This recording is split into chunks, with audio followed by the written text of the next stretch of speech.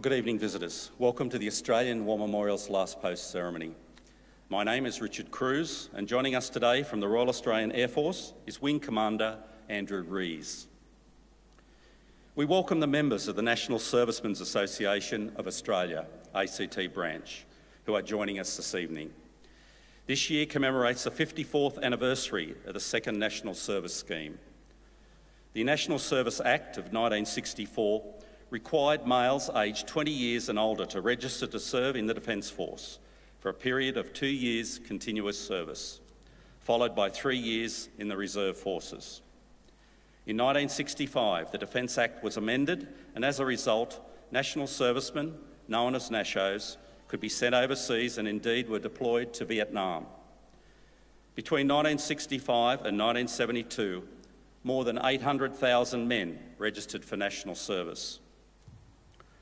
Around 63,000 NASHOs were conscripted and more than 15,000 served in the Vietnam War.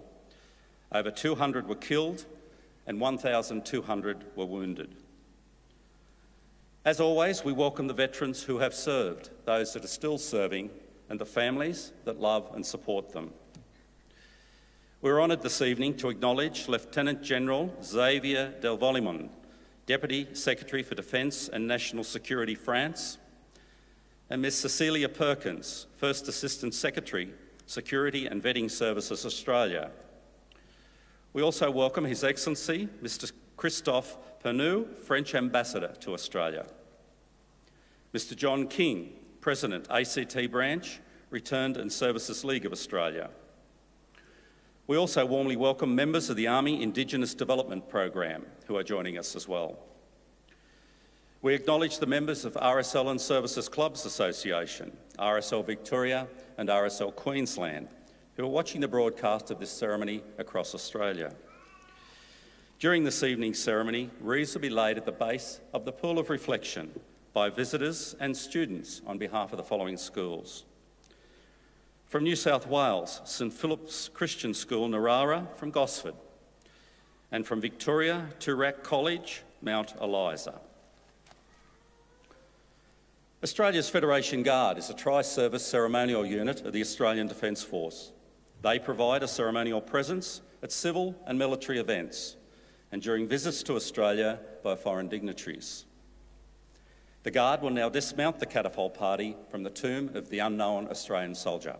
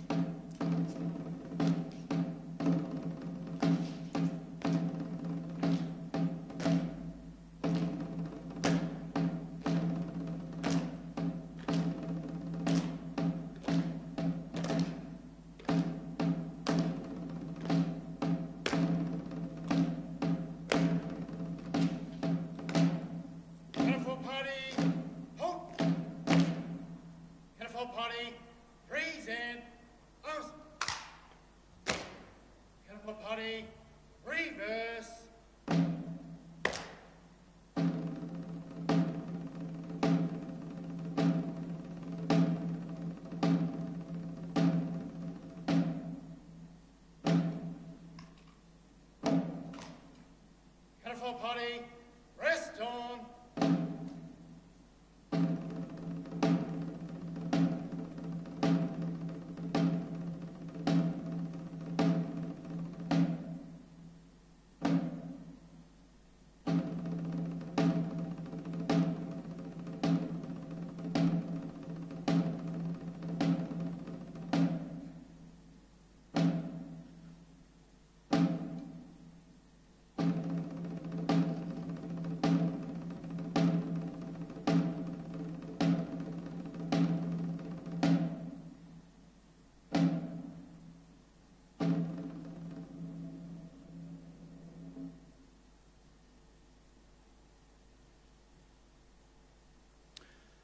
I invite you all to please stand and join in singing the national anthem.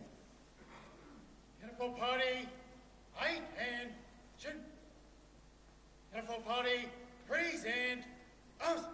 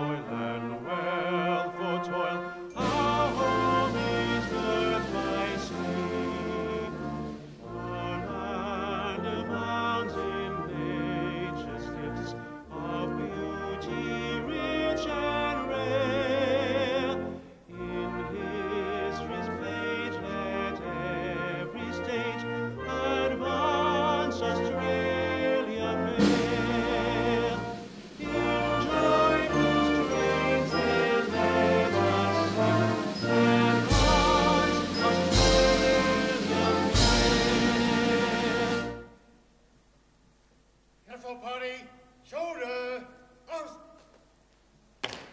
Catapult party, order, arms.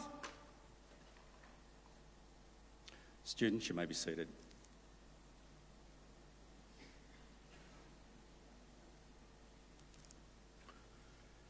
The Australian War Memorial was the vision of Charles Bean, Australia's First World War official historian. Bean landed with the Australian troops on Gallipoli and stayed with them at the front through to the end of the war. The idea of this national memorial and museum came to him at Pozières, France, in the depths of the bloody fighting of 1916. Bean's idea was that this would be a place where families and friends could mourn loved ones buried in faraway places. It would also be a place that could help all Australians understand what these men and women had endured and what they had done for us. Bean's vision, to which we remain true, is best expressed as inscribed in the entrance to the memorial's galleries. Here is their spirit in the heart of the land they loved, and here we guard the record which they themselves made. Tonight we'll read the story behind just one of those on the Roll of Honour, which lists the names of more than 102,000 Australians who have given their lives for us in war and operations for more than a century. But first we present a lament, Flowers of the Forest. Wreaths and floral tributes will now be laid at the base of the pool of reflection.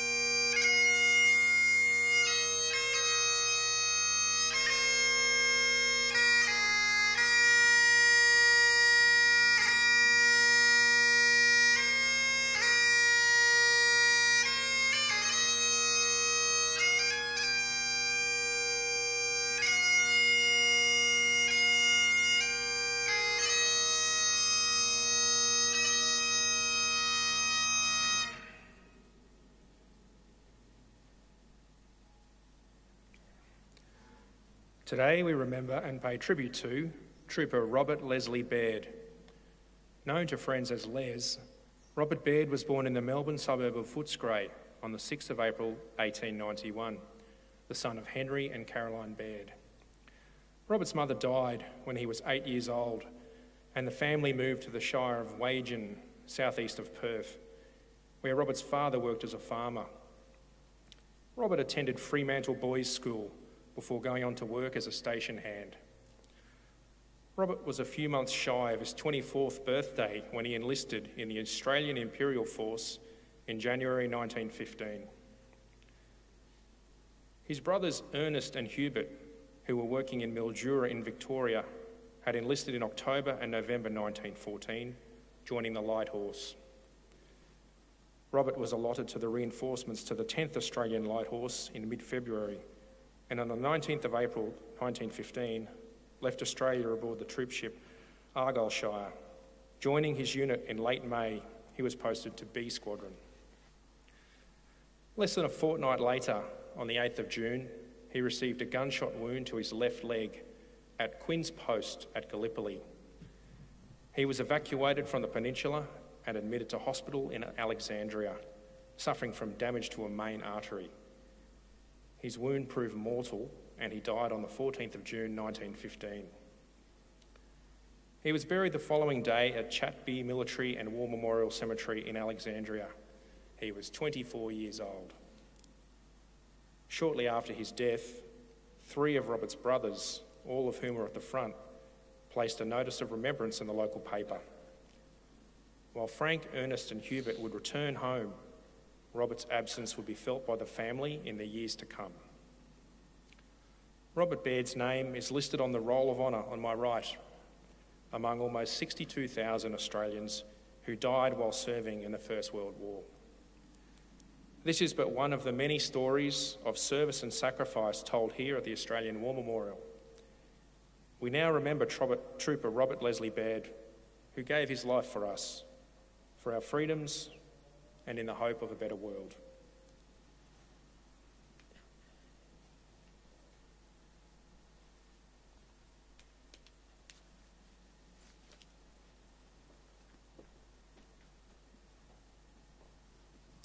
Please stand for the reading of the ode and the sounding of the last post.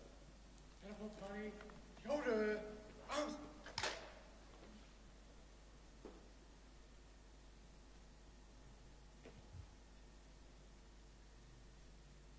They shall grow not old, as we that are left grow old. Age shall not weary them, or the years condemn. At the going down of the sun, and in the morning, we will remember them. We will remember them. Catapult party, present, arms.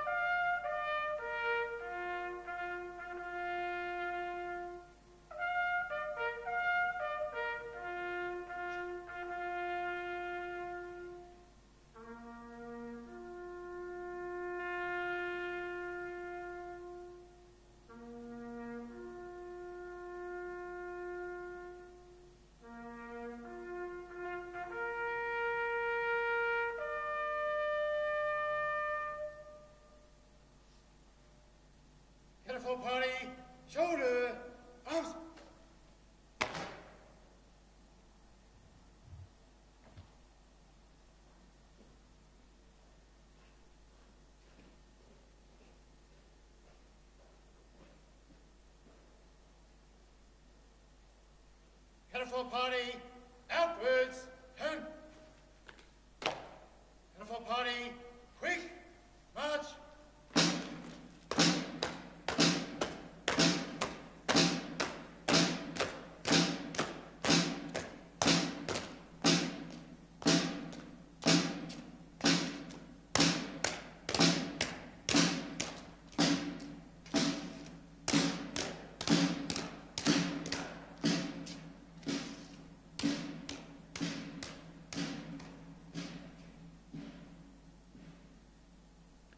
Lest we forget.